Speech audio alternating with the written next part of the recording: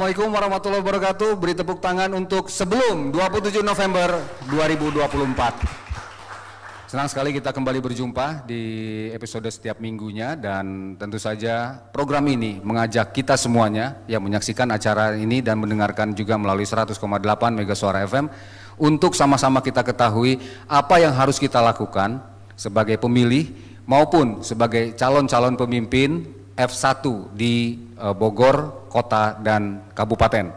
Dan tentu saja kita sebagai pemilih juga tidak boleh dan diharapkan menggunakan hak pilihnya pada pilkada serentak nanti 27 November 2024.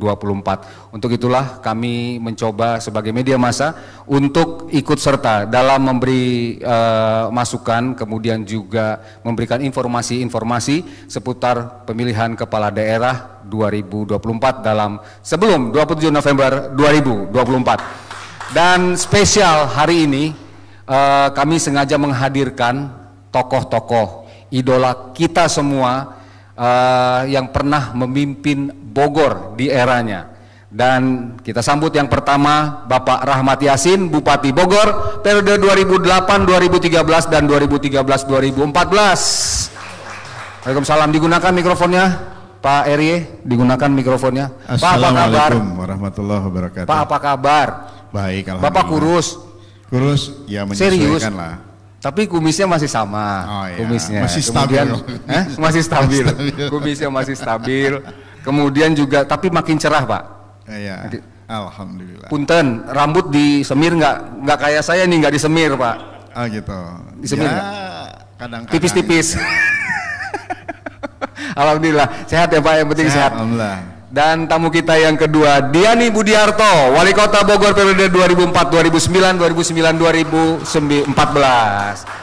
Pak Haji apa kabar? Alhamdulillah. Pak Diani baik, sehat? Sehat. Masih sama juga, masih ceria juga. Cuman sama, kita nggak dihitemin, Mulai meninggalkan dunia hitam. Itu. Jadi kita masih tetap di dunia putih. Pak Diani tapi sehat ya Pak ya? Amin. Pak, kami dengar sekarang Bapak melanjutkan apa yang sudah dilakukan Bapak juga, subuh keliling masih jalan ke mana? Ke masjid-masjid ya Pak ya, tausiah-tausiah masih terus dilaksanakan. Alhamdulillah. Pak, bagi Anda berdua, apa resepnya sehingga tetap awet muda, kemudian juga masih bisa, ada sebagian orang yang mengalami post power syndrome ketika sudah tidak menjabat. Silakan Pak Diani dulu mungkin. Syukurlah tuh ya, kabupaten. Iya, nggak apa-apa, siap. Baik, senior. Assalamualaikum warahmatullahi wabarakatuh. Waalaikumsalam. Bang Ilham, saya ini sudah hampir menginjak 70 lah, beberapa bulan lagi. Alhamdulillah. Tadi kalau Kepala 6. Bapak ini kelahiran tahun 1955. Berarti tahun depan 69 ya nak? Ya. Tuh, coba masih kuat seperti ini ya kawan-kawan. Terus Pak, terusin. Kalau ditanya resep ya saya kira semua juga punya resep ingin tetap sehat. Betul. Kalau yang penting bagi saya itu ya tidak ada beban lah. Jangan ada beban hidup. Tidak ada beban. Oke. Ya. Saya tiap hari juga Olahraga masih? kan pakai vario sama kemana-mana. Enggak, olahraganya apa Pak sekarang? Saya sudah berhenti, dulu kan ada tenis ya. Ada Tenis. golf, berhenti sana. Udah berhenti saya karena takut jatuh. Karena kata dokter di atas 40 ulah jatuh Pak. Pernah ya waktu itu ya? Enggak boleh kata. Hah? Jadi ingat bahwa pernah labuh gitu. Iya tulangnya Pak. Oh, udah nggak boleh. Jadi saya menghindari jatuh. Oh, oke. Kalau tenis kan orang tanya hanya lompatan wae leur oge. Betul. Itu baiklah, jadi artinya yang terpenting adalah kita ya tidak banyak pikiran lah. Tidak banyak Tapi pikiran. kalau post power syndrome, Nah itu. wah. Tapi bahaya. benar ya Pak, pada saat biasanya post power syndrome itu begitu selesai masa jabatan ada ngahuleng. Ya gitu. harusnya kita belajar, kan saya belajar di senior itu. Aha. Dari senior terdahulunya nggak meneureun gitu, eureun tinggalkan sebelum tinggalkan, orang tinggalkan teh lah gitu. Ya, menghindari itulah supaya tidak terjadi post power syndrome. Iya. Kalau dulu muka pantai kudu ajudan, Namanya eureun mah geus muka sorangan mah teh sorangan. Boleh. Bila perlu nyetir sorangan. Hebat. Bisa incet ya man. Kalau nyetir emang dari dua saya sendiri. Iya. Nah, itu bedanya kalau kan saya pernah ketemu ada seseorang di bengkel ya. Masa beli bawa mobil anyar, saya tanya, Pak, Bapak tahu mobil enak dari mana? Kan Bapak disupirin di belakang. Pakai taksi juga enak Pak, Mercy. Kalau saya mah nyupir Pak, naik mobil orang jadi kerasa ngeunah aku mah gitu. Itu bedana. Iya. Itulah. Ya itu. Sekitar itulah. Salah satu resepnya itu juga. Kalau Pak Eri apa Pak? Kalau saya hidup easy going aja ya. Easy going, oke. Isi kami easy go, jadi nggak terlalu banyak berpikir yang negatif, ya positive thinking aja. Dan apa namanya tidak memaksakan diri. Ya, dan pikiran bebas. Olahraga apa sekarang? Jogging tiap pagi. Iya. Golf udah enggak. Habis waktu kan pakai main golf. Golf enggak, jadi jogging. Golf kan olahraga pejabat. Kalau sudah bukan pejabat ya stop. Memang bener gitu Pak? Betul. Oh, jadi yang main golf itu hanya pejabat? Ya kalau nggak pejabat, pengusaha lah, pebisnis itu kan. Gimana Pak? Pakai mikrofonnya Pak? Jadi golf itu banyak kalau yang sebenarnya itu buat hobi. Buat ya cari relasi. Bener Pak, di situ suka ada deal-deal. Walau alam sih. Enggak, yang dirasain Bapak. Enggak. Pak, yang dirasain Bapak, bener nggak ada deal-dealan di situ? Banyak lah itu. Banyak, oke. Kalau Bapak golf, ada deal-dealan dalam pengertian positif ya. Iya, apapun itu pokoknya. Karena Bogor itu kan surganya golf di Indonesia. Oke. Karena lapangan golf paling banyak itu di Kabupaten Bogor dan Kota Bogor ada totalnya 11 lapangan golf. Dan itu setiap Sabtu, Jumat, Sabtu, Minggu itu pejabat-pejabat pusat pada datang ke Bogor main golf. Untuk main golf. Mau tidak mau kita dikontak kan? Oke. Mendampingi atau menyiapkan. Pernah mendampingi presiden, Bapak? Pernah dulu. Pernah. Zamannya Pak SBY. Pernah mendampingi. Ya. Ya. Jadi seringkali kita gunakan untuk melobi pejabat-pejabat pusat. Untuk kelancaran program. Bawalah duit Bu ke sini, program-program itu, pembangunan itu bawa ke sini. Ada take and give lah di lapangan itu gitu. Oh gitu. Biasanya berapa persen keberhasilan? Ya bisa 40% lah. Pak Diani? Sekitar 40%. Berarti apakah hanya golf atau apa? Yang lain ada? Lobby-lobby politik ya, lobby keuangan dan lain sebagainya untuk yang dalam posisi kalau di tadi. Acara formal kita susah masuknya. Nah, tapi kalau informal sambil makan, sambil mukul, sambil formal apa? akur dehnya. Ya akur gitu karena nggak ada skat. Iya. Nggak ada apa namanya, nggak ada klaster, nggak ada perbedaan. Oh gue pejabat pusat, nggak. Kita sangat egaliter lah kalau di lapangan. Nah itu dia yang penting. Jadi intinya bahwa ada kesempatan di mana seorang pejabat daerah juga bisa melobi, terutama yang pusat-pusat. Bukan bisa, harus bisa. Ya. Tujuannya? Karena kita sadar bahwa APBD kita tidak mungkin mengcover semua program yang diharapkan atau diminta oleh masyarakat. Maka harus putar otak kita, nyari anggaran kemana ini gitu kan. Ya, target kita kalau nggak APBN ya APBD provinsi kan gitu. Take and give-nya? Ya kita dapat program baik DAK, block grant dan lain sebagainya untuk membiayai program-program yang tidak terpenuhi oleh APBD. Biasanya begitu. Biasanya apa yang mereka minta take and give-nya? Gue dapat apa nih gitu, ada nggak? Enggak. Oh, kita yakin. kan makanya lobbynya di golf. Yakin? Ya paling kita traktir makan selesai. Kalau kota saat itu gimana? Yang paling Pak Diani ingat barangkali? Sama lah, prinsipnya sama gitu. Jadi lapangan golf itu merupakan satu tempat yang sangat efektif tadi, bebas, tidak protokol. Contoh saya dan Pak Menteri PU itu dulu Pak Jokir, itu kan tol kan dari Pak Menteri PU. Nah salah satu keberhasilannya itu. Salah satu itu. Okay. Nah, kemudian air dari Pak Menteri. Air bersih jalan layang, sebanyak itu. Air yang mana? Oh PDAM. Dia cipta karya itu. Oke. Tuh Kadirjan minta. Gitu. Datang, kayak gitu. Banyak. Oke. Kalau Pak di kabupaten apa Pak waktu itu yang paling diingat Pak? Proyek apa? Banyak sih yang kita perjuangkan, diantaranya adalah penambahan jalan baru atau pembukaan jalan baru, kemudian peningkatan jalan, kemudian membuka jalur tol baru. Nah ini kerjasama saya dengan Pak Dihani waktu itu adanya Bogor Outer Ring Road. Oh oke. Sehingga dalam rangka ya mencari solusi tentang kemacetan. Kita kan kadang-kadang di mata orang luar Bogor itu dianggap cuma satu. Apa tuh? Ya cuma Bogor aja. Oh cuma Bogor, oke. Bogor kota angkot lah apalah gitu kan, itu dulu stigma negatif terus. Dan orang jarang tahu ada Kabupaten Bogor. Masa? Iya, karena yang populernya Istana Bogor, Kebon Raya, ya Kota Bogor dengan angkotnya gitu kan. Padahal angkot itu datangnya dari kabupaten sebagian besar. Nah, bagaimana Bapak membangun ini Pak? Jadi memperkenalkan kepada masyarakat Indonesia secara umum bahwa Kabupaten Bogor juga ada gitu loh. Kita dengar kan pembangunan di kabupaten benar-benar ya, masuk sebetulnya Pak. Kabupaten Bogor itu bukan tidak ada. Cuma maksudnya orang tadi cenderung puncak itu Bogor. Mereka tidak. Oh dia tidak tahu kabupaten. Tidak tahu ada kabupaten kotanya. Oh oke. Itu Bogor. Istana itu Bogor dan lain sebagainya. Nah ketika kita pindah ke Cibinong sebagai ibu kota, mulai kita memperkenalkan sebagai ibu kota, buka akses dan lain sebagainya. Bahkan saya memberanikan diri waktu itu membangun stadion bertaraf internasional di Pakansari. Pakansari, oke. Yang itu kemudian ya menjadi ikon Bogor sehingga kita dikenal di dunia internasional. Nah, cuma dikenalnya bukan Kabupaten Bogor tapi Cibinong. Oh kayak Indonesia secara umum dikenalnya Bali. Bali. Oh gitu. Jadi Bogor dikenalnya adalah setelah masuk Cibinong, tapi gitu. Cibinong, gitu. Cibinong. Pakansari di mana? Cibinong, gitu. Oh, padahal lebih dari itu.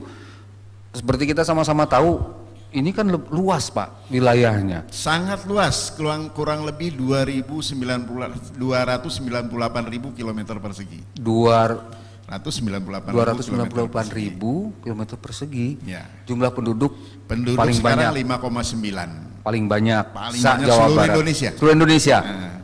Paling banyak kabupaten kecamatan paling banyak Sukabumi masih kalau ada banyak 47. Kabupaten Sukabumi sama Garut. Ya, tapi kalau di kita ketiga 40 kecamatan tapi jumlah penduduknya melebihi siapapun kabupaten kota di Indonesia, bahkan beberapa provinsi jumlah penduduknya ada di wilayah Kabupaten Bogor. Seperti misalnya Sumatera Barat. Itu sudah di bawah Kabupaten Bogor jumlah penduduknya. Mereka cuma 5,5. Terus Kalimantan, kalau kita cerita Kalimantan Selatan cuma 3 juta, Kalimantan Barat 3 juta, Kalimantan Tengah cuma 2,5 juta gitu kan. Berarti kan kita 2 kali lipat dari jumlah penduduk mereka, walaupun status mereka provinsi. Apalagi dengan Bangka Belitung cuma 1,2, Gorontalo cuma 1 juta satu provinsi.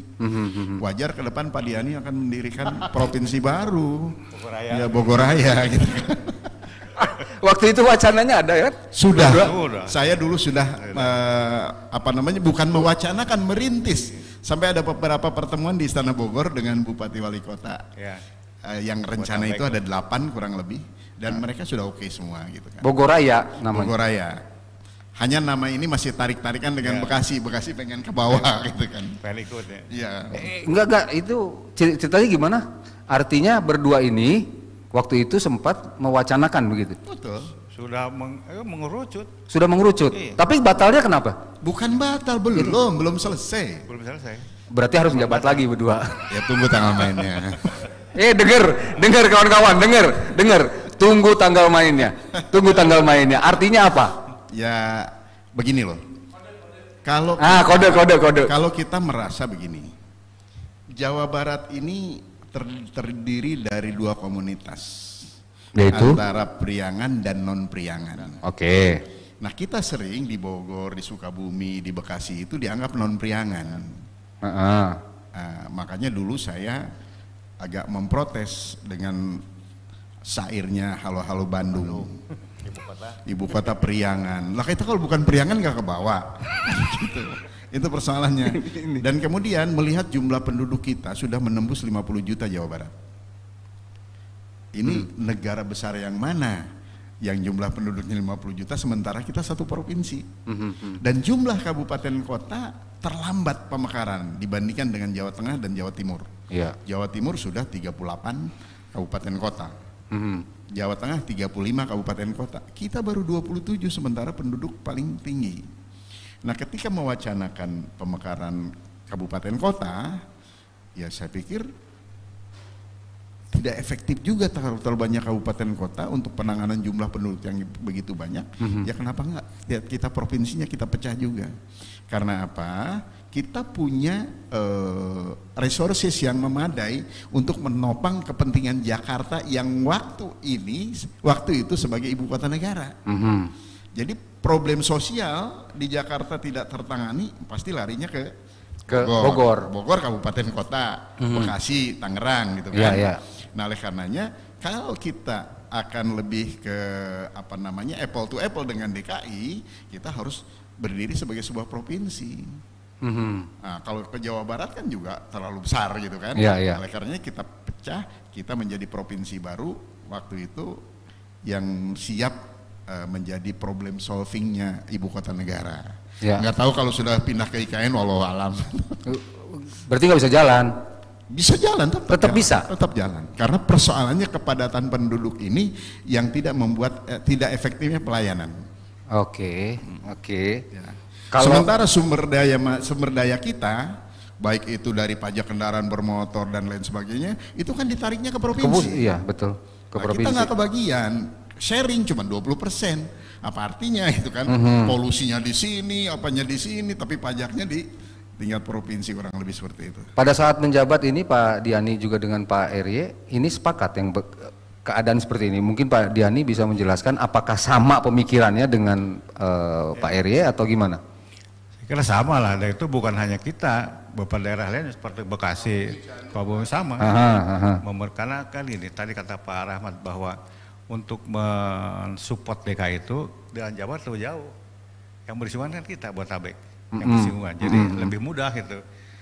Tangerang juga sudah persiapannya. Kenapa Tangerang dimekarkan? Yang di provinsi ya namanya. Yang di provinsi sama kasurku Serangnya itu. Partainya main makanya banyak dimekarkan tuh Tangerang. Tariknya ke sana. Ya itu tadi betul bahwa untuk lebih mempercepat bagaimana menyelesaikan masalah Jakarta itu harus dengan provinsi yang lebih dekat. Kalau ke Jabar melalui beberapa kabupaten tuh jauh teuing gitu. Nah, apakah waktu itu ada wacana gini, kayaknya banyakan kabupaten deh, mungkinkah kota ini mengambil beberapa kecamatan yang ada di yang berdekatan dengan kota Bogor? Pernah diwacanakan misalnya Ciamas masuk ke ini Dramaga dan lain sebagainya, ada nggak waktu itu Pak Diani? Kalau perluasan Bogor ini udah 3 kali. Sudah terjadi. Yang terakhir 95. 48 desa kita itu yang terakhir itu diserahkan ke kota. Yaitu desa ya, tapi ya desa itu terdiri dari sebagian Ciamas, sebagian Ciawi, sebagian Kedung Halang, sebagian Semplak. Ciamas di mana yang jadi masuk ke kota? Itu yang namanya Pasir Kuda, Pasir Mulia. Oh, dulunya itu deh. Oh, dulunya Sindang Barang. Berarti Loji, banyak, ada 48 desa. Oke, jadi kelurahan di Kota Bogor. Itu di zamannya bapak-bapak ini. Dulu kita hanya 22 kan. Desa sampai 95 kelurahan. Kelurahannya, masuk dari kabupaten. Jadi 68 sekarang. Oh, jadinya 68. Itu di zamannya Pak Diani dan Pak RY. Kita bangun dulu kabupaten dengan kota itu sangat harmonis. Bahkan sampai kepada ekonomi pun kita bicarakan bersama. Dulu kita ada yang namanya Bogor Economic Summit. Saya ingatnya BES, Bogor Economic Summit. Jadi buat Kabupaten Bogor, kota Bogor itu adalah kotanya kabupaten. Buat orang kota, kabupaten itu desanya orang kota gitu. Nah, disitulah kita membangun sinergitas antara pemerintah kabupaten dan kota sehingga tidak ada persoalan. Kota susah buang sampah, kita alokasikan di daerah kita, di mana kira-kira, gitu kan. Kemudian kabupaten, Pak Diani, saya bilang anak-anak saya nggak ketampung karena Kabupaten Bogor masih kekurangan sekolah. Kata Pak Diani, saya banyak sekolah kekurangan murid, ya sudah, welcome. Dibuka pintu oleh Pak Diani, orang kabupaten sekolah di kota, no problem, gak ada masalah. Berarti dengan peraturan sekarang nih, ada kebijakan-kebijakan baru dari pemerintah pusat bahkan kayak zonasi dan lain sebagainya, sebenarnya itu mementahkan kembali apa yang keharmonisan dalam tanda kutip yang sudah dijalin kota kabupaten. Ya kalau kita cerita sistem penerimaan peserta yang sekarang atau PPDB ini ya, nggak bisa diapa-apain. Ya ketika zonasi diberlakukan, cuman carut-marut aja kan terjadi kan. Sampai ada tindakan pidana lah segala macam. Kan kasihan anaknya, sudah masuk dikeluarkan. Trauma yang berkepanjangan kalau anak diperlakukan begitu. Yang salah siapa? Yang kita yang membuat aturannya yang salah. Gitu loh. Makanya hati-hati ketika kita menerapkan aturan dengan sistem penerimaan peserta didik baru ini. Enggak, zonasi mutlak harus begitu. Kan enggak begitu juga. Kan yang namanya sekolah itu akan merupakan pilihan bagi anak-anak kita. Nah, kita sadar bahwa dulu itu adalah untuk dalam rangka menetralisir tentang sekolah favorit. Ya kan? Tujuan awalnya. Tujuan awalnya. Kenapa tidak difavoritkan semua sekolahnya? Bukan masalah zonasi yang dikembangkan, dibangun dong sekolahnya yang lain supaya menjadi favorit semua. Ini kan jadi lain, anak berebut, orang tuanya sampai nggak tidur semalaman nungguin di gerbang sekolah. Kan ini nggak waras, nggak sehat. Nah, oleh karena itu, ketika anak itu kemudian mendapatkan hak untuk mendapatkan pendidikan atau punya hak untuk mendapatkan pendidikan, kita harus mempermudah anak sekolah, bukan mempersulit. Wilayah administrasi bukan penghambat untuk anak bisa sekolah gitu loh. Apa yang susah di kota, kabupaten mudah, silahkan gunakan dan manfaatkan. Apa yang tidak ada di kabupaten, ada di kota, ya kita pakai. Iya ya, kenapa nggak kayak gitu lagi ya? Itu misalnya. Ya artinya ya, kalau seandainya ini terjadi pada zaman bapak-bapak ini, mungkinkah bukan mendobrak ya, bukan juga melawan kebijakan tersebut, tapi minimal mencarikan apa gitu ya solusinya gitu untuk mengatasi ini. Mungkin nggak Pak Diani ketika mungkin pada saat menjabat lah istilahnya hal itu tersebut terjadi, mungkinkah melawannya Pak? Mungkin saja. Bapak berani? Ya. Dulu gini ya, contoh ini saya dengan kabupaten ini pengalaman basicnya politik. Saya birokrat, tapi nggak ada kendala. Saya 2 kali waktu zaman Pak Agus ya, bawa rombongan ke sana, ke kabupaten. Bupati, saya mah seetik ya, gede-gedenya orang kerja sama kita yang bawa ke sana. Ganti beliau, datang lagi saya ke kabupaten Ngabring.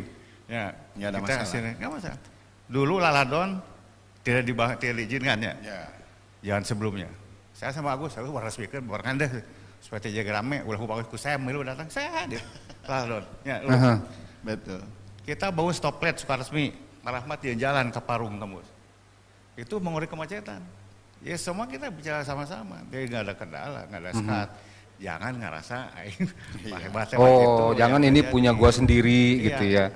Aing sorangan gitu heunya. Mana yang sempatnya datang 2 kali ke kabupaten, bawa rombongan. Ih berani ini. Mau lagi nggak ada bapak-bapak menjabat?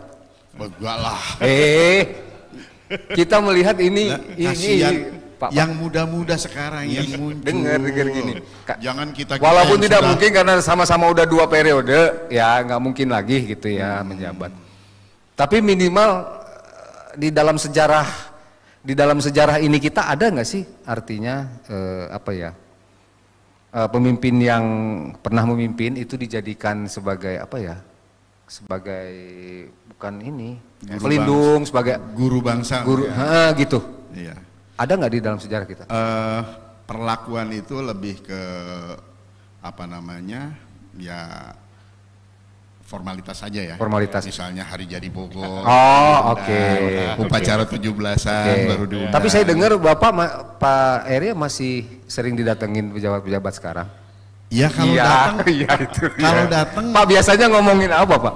Pejabat-pejabat itu Pak? Ya kalau mereka datang ke saya ya lebih kepada tukar pikiran. Oke, kalau Pak Diani sama, masih sering dimintai masukan dan lain sebagainya? Ada, cuman saya banyak juga mencegah, jangan sampai nanti terjadi. Kenapa Pak? Kan bisa ayah ngomong nanaon nih. Kan. misal. Bisa ngomong nanaon. Iya, sudon. Maksudnya baik, cuman saya mencegah, kayaknya bisa dicirian deh itu. Karena di kota, jujur di kota itu, saya dulu menghilangkan budaya itu. Dari dulu turun-temurun, ganti tipe Sobana ke Muhammad di Cirian datang ke Muhammad, tipe mau ke Pusarman datang ke di Cirian gitu, terus sampai ke Pakai Suara Iya. Politik bumi hangus. Saya kan dulu belum pernah di Bogor itu wali kota orang Bogor. Selalu di Bandung. Ya Bapak Bandung. Baru dia, baru Pak Erik. Sama-sama Bogor. Oke. Rata-rata Bandung. Selalu dari Bandung. Balik mau duit, balik dia ke Bandung gitu. Beberengkes. Nah, sekarang kan orang Bogor semua nih dari Bogor. Saya 79 di Bogor sejak lulus. Pak Erik apalagi orang Bogor itu. Ya. Itu bedanya. Ya, pemirsa, apa yang kita dengar cerita dari para pemimpin kita ini, satu, harmonisasi pada zaman kepemimpinan beliau-beliau ini tetap terjaga. Kemudian yang kedua, keberanian mereka dalam memimpin juga patut dijadikan acuan untuk pemimpin ke depannya. Sesaat lagi kita lanjutkan pembicaraan sebelum 27 November 2024.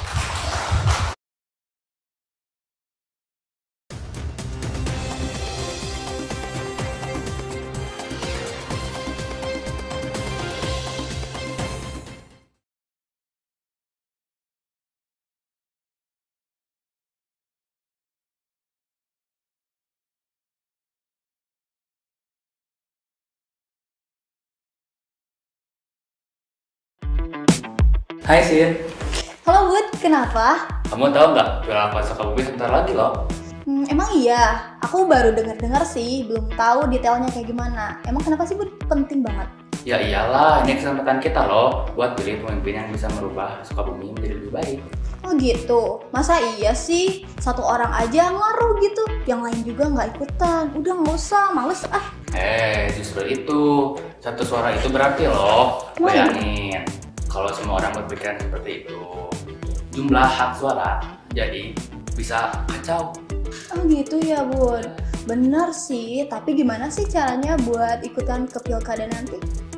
Caranya gampang, pastiin kamu sudah terdaftar menjadi pemilih. Kalau belum, nih aku kasih tahu. Gimana Bud?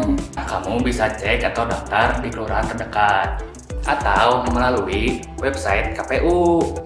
Oh gitu ya Bud. Oke deh, aku mau ikutan pilkada nanti. Karena bener ya, masa depan Sukabumi itu ada di tangan kita semua.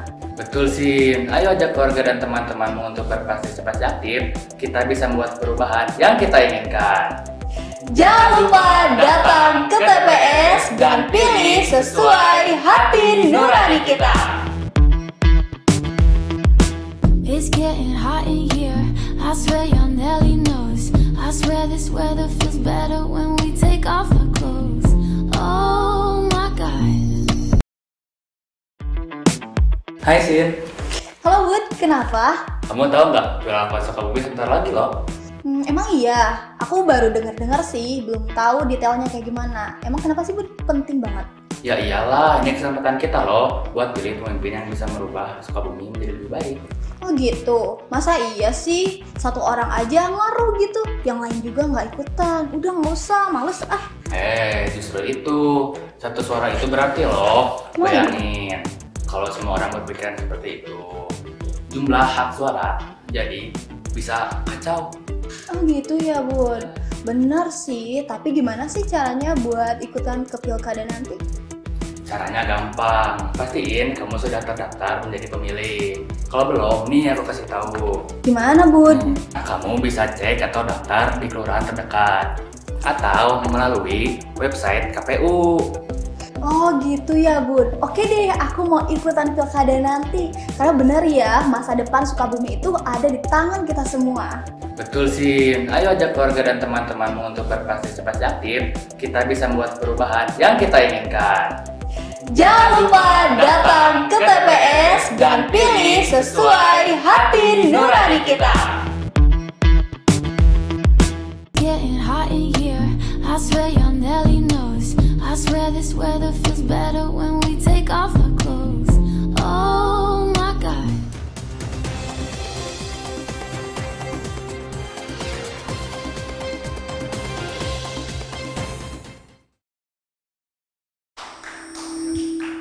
Sebelum 27 November 2024, sebuah program yang tentu saja memberikan informasi kepada Anda apa yang harus kita sama-sama lakukan, baik itu sebagai pemilih maupun penyelenggara Pilkada 2024. Dan masih bersama dua narasumber hebat kita, Bapak Rahmat Yasin, Bupati Bogor, periode 2008-2013 dan 2013-2014. Dan juga Bapak Diani Budiarto, Wali Kota Bogor, periode 2004-2009, 2009-2014. Beri tepuk tangan untuk para legend kita.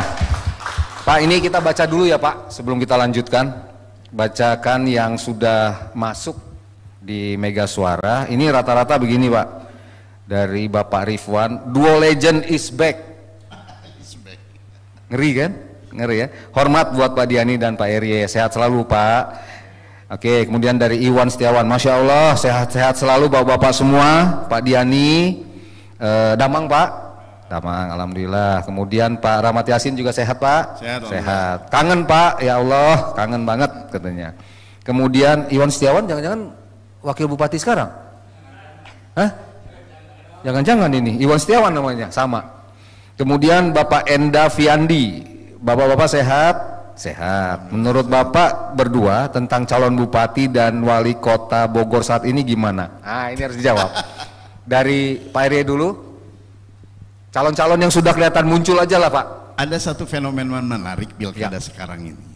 Dulu itu apa namanya, di kabupaten itu ketua-ketua partai yang paling berani nyalon.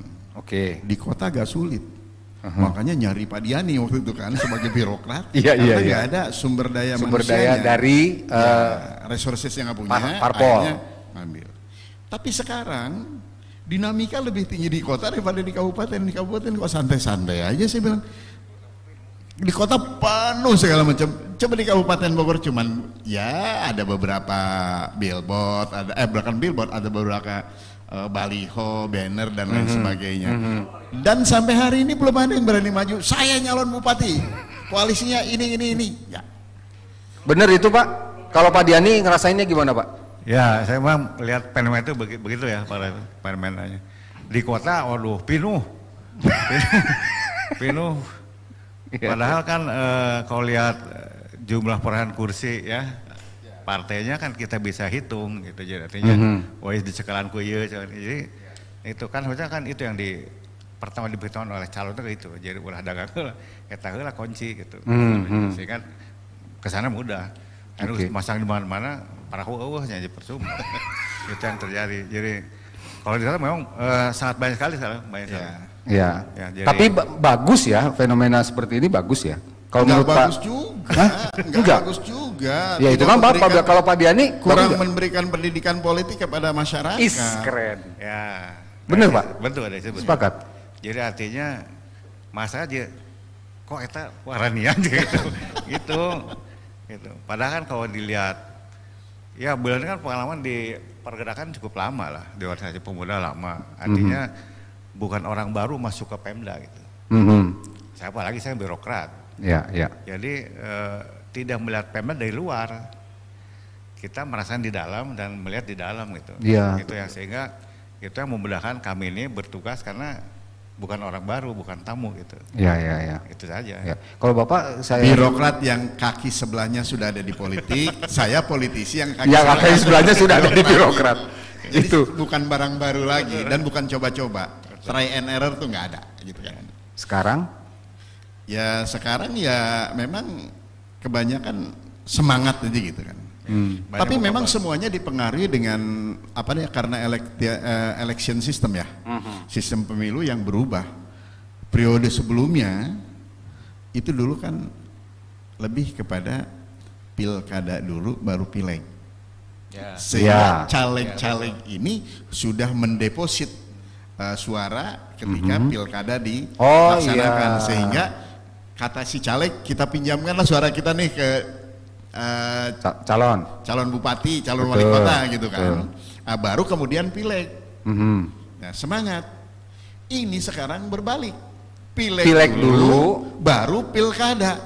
Begitu masuk ke pilkada, udah berdarah-darah semua kan. Udah lelah semua, uang habis, tenaga terkuras dan lain sebagainya. Tinggal calon bupati dan calon wali kota yang kasihan. Ini orang pada kemana sih katanya? Lah kemarin aja di kota teler udah berjuang aja sendiri. Nah kan kasihan akhirnya. Pak, kalau waktu itu Pak Diani ini ya Pak, dicalonkan dari partai apa? Waktu itu zaman Bapak? Dua sistem dulu. Dua sistem ya, sempat merasakan dua sistem. DPRD. Yang pertama DPRD 2004. Saya 2004 DPRD. Saya diusung PDI sama PAN. Tetap pakai partai tetap. Bapak waktu itu ini nggak Pak? Apa? Nyogok nggak? Waktu mah terang-terangan, can usumnya pokoknya PDIP waktu itu mendukung Bapak, Iya. Bapak ngedeketinnya gimana? Kan tadi tuh kata Pak Rahmat. Udah lama kita nggak dengar can usum. Partai belum punya kadernya, belum ada. Oh, memang karena nggak ada kader. Saya direbut, saya parebut. PKS sayang. Saya dicalonin oleh dua, PKS saya dengan Pak Sumanjaya. Oke. PDI PAN saya dan Pak Said, banyak hulu hiji kur kan itu Pak dia. Hanya saya mutuskan salah satu. Dan yang waktu itu kan mulai 99 PDIP booming kan. Iya lagi boomingnya. 2004 juga masih terasa. Siapa yang Bapak ingat yang ngerayu Bapak siapa? Waktu itu? Oh banyak yang dari PDIP siapa yang ngerayu Bapak? Kan dulu masih Pak Sahid. Pak Sahid ya, oke. Tapi kok Pak Sahidnya mau jadi wakil? Paling mah jadi oh Yuhan ditarik kok gitu. Gak boleh sih ya. Dulu saya itu kan isu ijazah Pak Sahid. Sempat lepas dulu Pak Said. Kemudian masuk ke Pak Uhar, Ketua Petilu. Oh oke. Pak Uhar. Udah deal tuh di Sentul sama Iman Sule.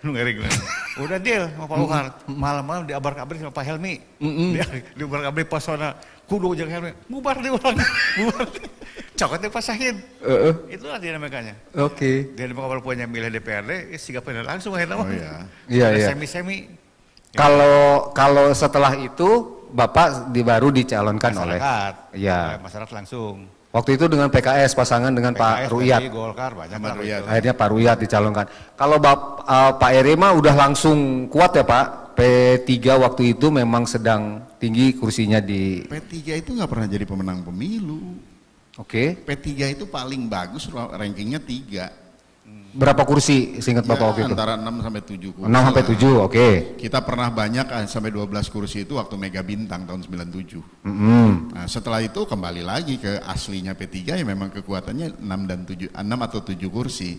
Nah, kita tidak pernah tidak pernah keluar sebagai pemenang pemilu, tapi kita 3 kali pilkada, 3 kali pemenang pilkada gitu. Itu bedanya. Nah, itu dia. Pak, gimana ceritanya bisa begitu, Pak? Kalau kita memang mau menjadi pemimpin di sebuah daerah. Punten Pak, saya potong dulu. Ini masukan bagi teman-teman semua yang mau nyalonin. Ya, mana Pak? Kalau kita menjadi pemimpin di sebuah daerah, kita harus paham dulu anatomi daerah itu. Kita harus paham kultur daerah itu. Kita harus paham juga maunya masyarakat. Dan kita harus juga punya skill untuk melakukan komunikasi politik. Kalau di Kota Bogor lebih mudah melakukan sosialisasi, tapi di Kabupaten Bogor ada yang belum mengerti bahasa Indonesia. Bukan belum mengerti, artinya untuk bicara bahasa Indonesia itu masih ya balelol gitu kan. Ya bahasa sia aing ayak ini daerah barat terutama ya gitu. Jadi kultur di Kabupaten Bogor itu kalau barat lebih dipengaruhi oleh Banten. Kalau selatan dari Megamendung ke Cisarua itu lebih dipengaruhi Cianjur, Ciawi sampai ke Cigomong itu dipengaruhi oleh Sukabumi.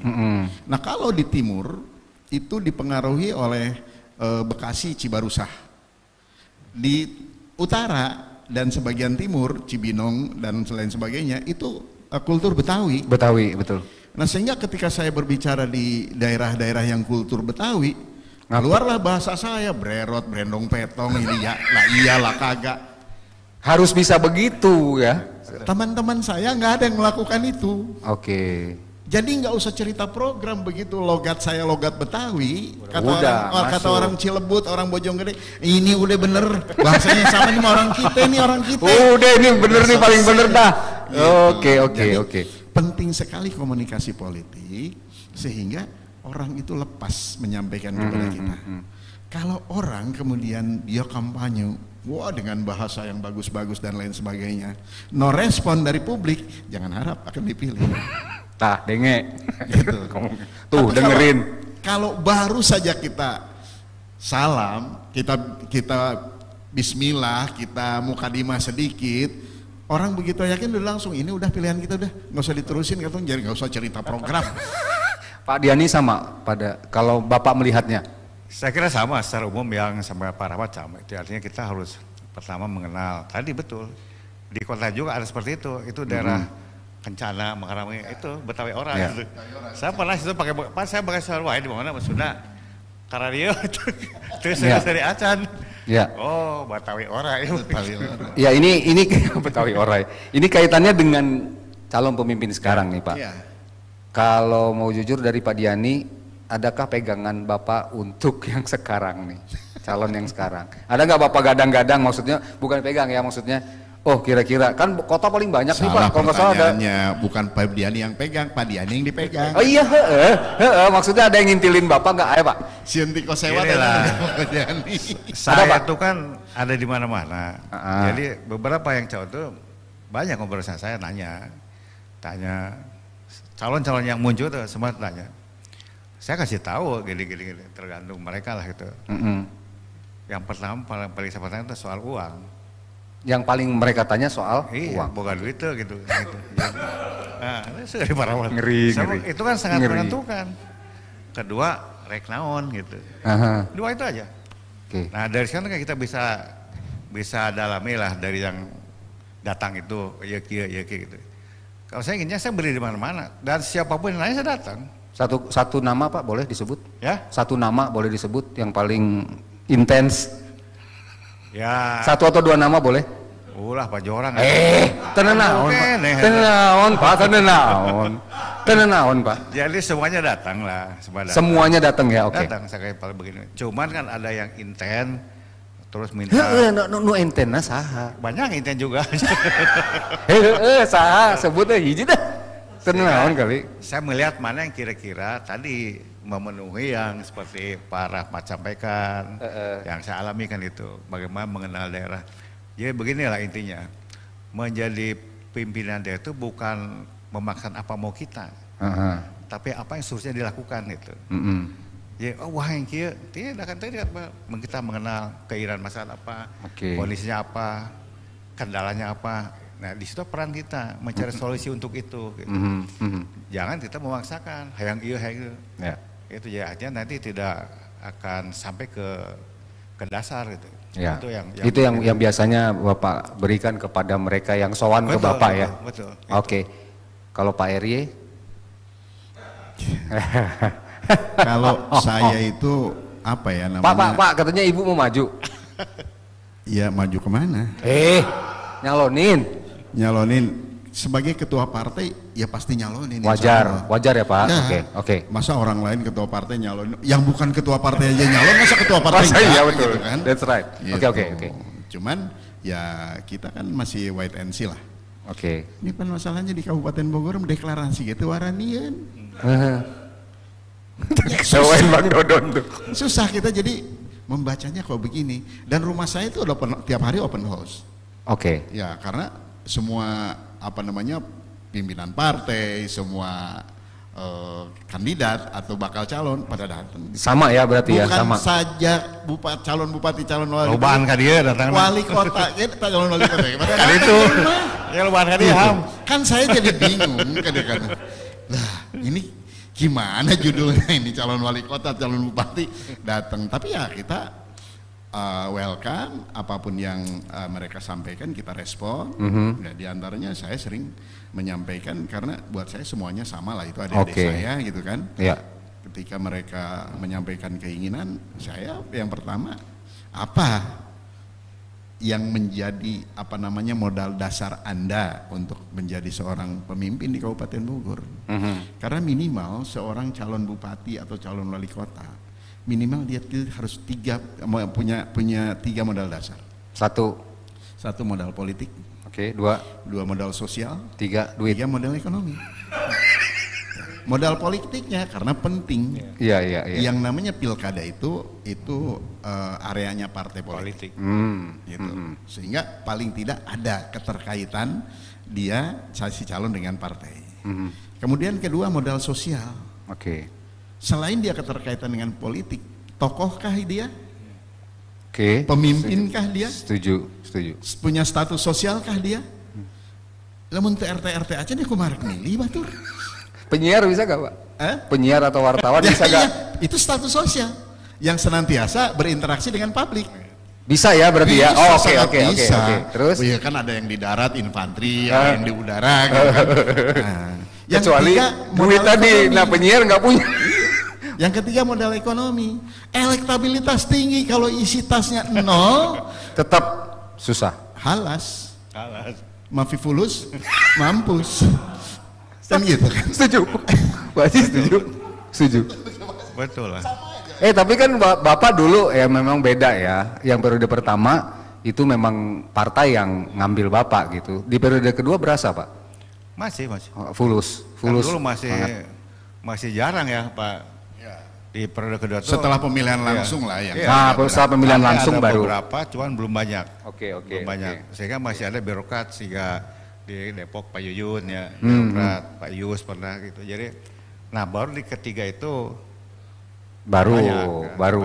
Kan beliau kan masuk di waktu saya keduanya, saya kedua Pak, beliau masuk. Nah ini setuju nggak Pak? Kalau Bapak melihatnya dari kacamata seorang birokrat, ketika zaman sekarang pemilihan, seorang yang akan mencalonkan harus ada mendekati partai dengan istilahnya uang apa sih namanya? Mahar. Betul setuju Pak? Ya itu kan SOP-nya partai masing-masing. Beda-beda ya parahnya. Tapi kalau benar partai harus, karena kendaraan itu partai, daerah partai. Iya betul kan kendaraannya partai. Artinya kan kalaupun ada itu kan sama seperti ini. Batur mah kader pan jadi kader telila modalnya. Ceciata. Ya ujung-ujung jadi kadernya. Iya. Itulah harusnya. Oke. Dan namanya kalau kita sewa bus oke pan aya ongkosna. Oh iya. Naik angkutan umum harus ada itunya gitu. Oke, kalau Pak RY sama? Kalau saya lebih kepada kos politik ya. Kos politik, oke. Jadi bukan mahar tapi biaya politik. Oh, biaya politik. Oke. Jadi karena biaya politik itu sesuatu yang satu keniscayaan lah, harus dipenuhi, maka itu tadi saya bilang untuk menjadi modal politik itu kan nggak ada yang gratis. Nggak ada makan siang gratis. All must be pay. Gitu kan? Betul. Ya disitulah kemudian ada interaksi antara partai dan lain-lain. Minta persetujuan kepada PAC saja kan. Kalau nggak dikasih makan yang enak, diajak bicara pelan-pelan, pulang diongkosin, mana mau mereka kita ajak rapat. Ya, beberapa yang sudah masuk juga dari Rizwan dan Anjas Asmara sama Toswe atau Pak lah, kangen pisan ini mah. Dua-duanya jadi lagi aja. Kemudian Aldo Herman, keren Bapak Uwing. Si Aldo Pak, si Aldo biasalah Pak. Kemudian dari Haryono Nano, udah tuh Pak, maju lagi lah. Sama Pak, pemimpin ayeuna mah kebanyakan pencitraan. Bukan saya ngomong loh Pak, ini ada bener nih Pak. Haryono Nano namanya Pak. Om Roy, jagoan dua-duanya ini mah. Sarare Om Roy Pakar. Terus lah Pak RY dan Pak Diani. Bener Pak, ini banyak yang mau Pak. Bapak lagi Pak. Kemudian Om Aldo buat Pak Diani dan Pak RY, kira-kira seperti apa kriteria sosok calon kepala daerah? Tadi kayaknya udah ya? Udah disampaikan ya. Intinya harus memiliki 3 tadi ya, oke. Kemudian itu kayak bukan sosok pemimpin, itu syarat. Oh syarat untuk kontestasi. Oke. Nanti kita sampaikan mungkin di statement terakhir. Ulang tahun Bogor Kota dan Kabupaten mah sekarang monoton Pak. Dulu mah zaman Bapak berdua event-event bagus Pak. Setiap hari jadi Bogor dulu saya mengumpulkan RT RW sekitar 22.000 orang di SICC. Tuh. Sampai kita itu kapasitas gedung 13.000 sampai kita membuat tenda tambahan di luar. Iya. Dan setiap tahun sehingga si RT itu merasa diwongke kata orang Jawa. Merasa dia apa Pak? Merasa diwongke. Oh, wongke diorangkan. Merasa dihargai. Apalagi kalau setiap tahun tunjangan RT RW-nya naik terus, wah luar biasa itu. Iya. Oke, Pak duet lagi aja Pak. Entah di kota apa di kabupaten silahkan katanya. Nah ini tadi mungkin jawab untuk sekaligus nanti kita tutup. Bapak kira-kira sosok pemimpin yang kira-kira cocok untuk Kota Bogor seperti apa Pak ke depannya? Ya seperti yang tadi sudah disampaikan mengenai syarat ya, itu mengacu kepada sosok, artinya sosok yang pertama dikenal lah, dikenal sehingga bukan bukan menjadi sesuatu barang baru di kota ini. Keduanya dia juga harus mengenal. Dikenal itu secara nasional kah atau di paling di lokal, tadi kata Pak di lokal aja ya dulu ya. Itu jadi RT gitu. Pernah berkiprah ya, tahu itu.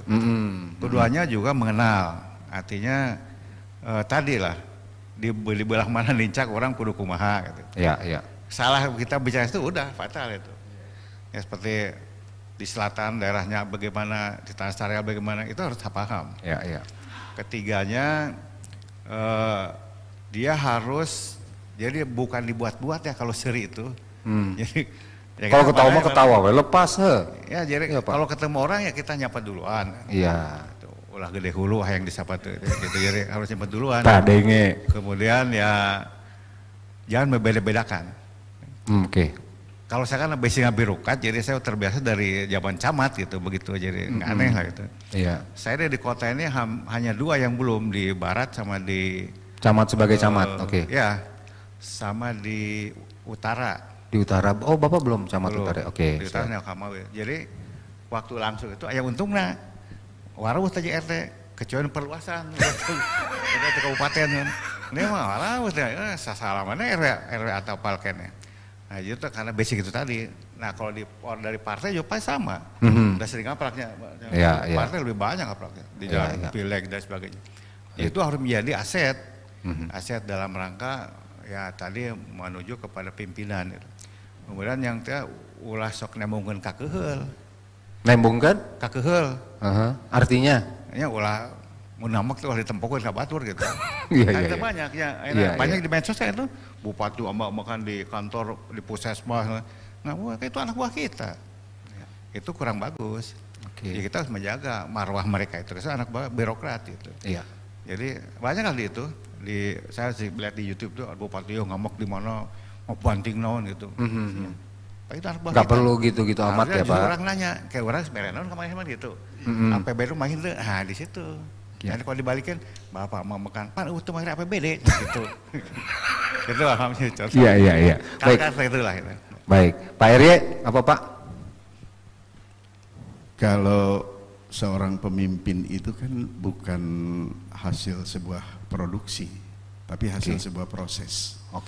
Setuju. Artinya bahwa seorang pemimpin itu bukan diciptakan, tapi talented. Bahwa dia punya bakat, dia punya intuisi, dia punya kemauan. Seorang pemimpin itu harus kita lihat di dalam lingkaran kecil dulu. Bagaimana mungkin dia pengen jadi wali kota, pengen jadi bupati, kalau dia memimpin keluarga aja nggak bisa. Karena pemimpin keluarga itu adalah simbol dari miniaturnya masyarakat. Jadi seorang pemimpin daerah itu harus sudah clear dulu dengan urusan internal rumah.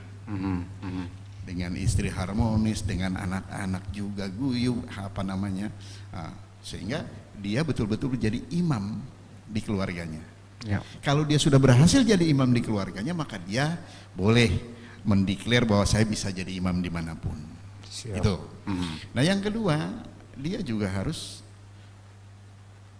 banyak mau mendengar, bukan hanya didengar. Ya, seorang pemimpin harus banyak mendengar, bukan hanya kudu didengekin pidato, tidak. Tapi dia juga harus bisa setiap pidato itu harus interaktif. Harus ada respon dari audiens dan lain sebagainya, kan begitu. Nah kemudian yang ketiganya, bahwa seorang pemimpin itu harus tahu apa yang diinginkan masyarakatnya, tapi bukan diinginkan, yang dibutuhkan masyarakatnya. Kalau keinginan satu kepala dengan kepala lain pasti berbeda. Ada 100 kepala, 100 keinginan yang berbeda-beda. Tapi kalau kebutuhan pasti sama. Butuh sekolah, butuh pendidikan dan lain sebagainya. Sehingga seorang pemimpin harus punya prinsip, ku tahu yang kau mau. Ku tahu yang kau mau. Ya. Nah, kemudian yang selanjutnya seorang pemimpin itu harus bersifat terbuka dan tidak boleh seorang pemimpin itu pendendam. Ketika saya jadi bupati, semua kepala dinas itu adalah mereka adalah alat-alat untuk keberhasilan saya. Tidak boleh, wah ini orangnya dia nih, geser, ini orangnya, nggak bisa. Masa seorang pemimpin dendam? Iya. Lah kalau seorang pemimpin pendendam, bagaimana yang dipimpinnya nanti? Setuju. Nah, gitu harus memiliki jiwa terbuka, gitu loh. Ya. Jadi leadership itu harus memenuhi kriteria itu, karena ketika sudah jadi bupati, ya hentikan loyalitas kepada partai.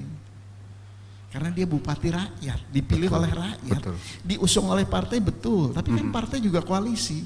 Iya. Tapi ketika sudah jadi bupati, saya adalah bupati rakyat. Ketika jadi wali kota, saya adalah wali kota rakyat. Ya. Gitu. Bukan jadi untuk ketika partainya. kita harus loyal kepada rakyat, maka hentikan loyalitas kepada partai, kan begitu. Iya. Sanggupkah kita seperti itu? Wah, itu teori, Pak. Betul.